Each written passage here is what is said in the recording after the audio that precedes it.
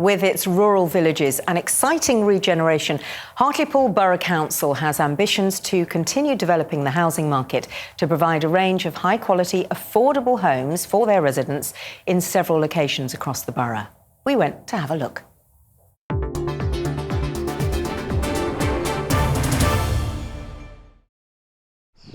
On Teesside, it's back to the future. Like many local authorities, Hartlepool Borough transferred its council houses to registered providers in the private sector some 18 years ago. But now it wants to be a landlord once again. I'm really passionate about council housing and I've long felt that it was something that as a local authority we needed to get back into. So in 2015 we became the first local authority that didn't have any stock to reopen our housing revenue account, and that was a big milestone for us because it was a significant step in proving that we were going to get back into the social landlord environment. Now in 2022, the council is stepping up another gear.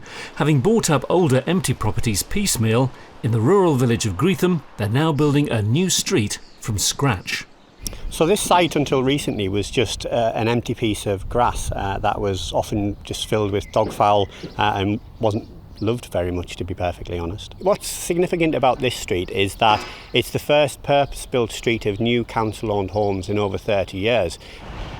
Local residents were consulted on the design of these homes, but they were also asked what type of housing they felt Greetham needed. So most of these properties will be aimed at young couples, young families, which means they won't have to move out of the area. They can build their future here. So this is not just about bricks and mortar, it's about community too.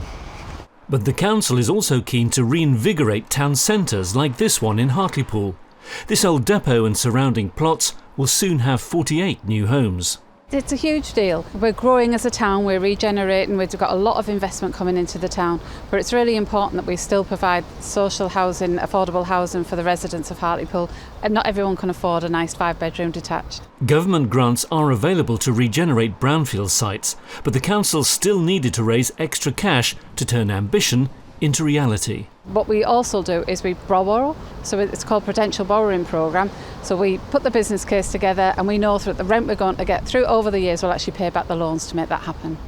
And when a once treasured landmark became an eyesore and threatened to blight this project, they found an innovative way to incorporate it into the new development. For many, many years it was empty and derelict. However, with it being listed, it was a difficult building for people to want to buy. So the council bought it, and then we worked closely with Heritage England to have it delisted. Now, that isn't as easy as it sounds, because actually that took over 5 years. And what we agreed was, within the building there was a facade of tiles on the outside, and we've agreed that we'll use the tiles in the houses that we're going to build. The council prides itself on finding solutions.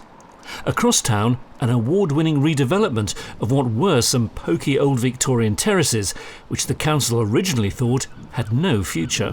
They were derelict and empty, but unfortunately we didn't have enough money to demolish them, so we had to think out of the box. So you'll see we've thought differently and we've brought the houses back into use, and we've merged 2 houses into one. So what were 1-bedroom houses or 2 bedrooms, some are now 3 or 4, and we've pulled 2 terrace houses into one and actually put this lovely square that people can dwell in and have some quiet time and have the children play in the play area behind us.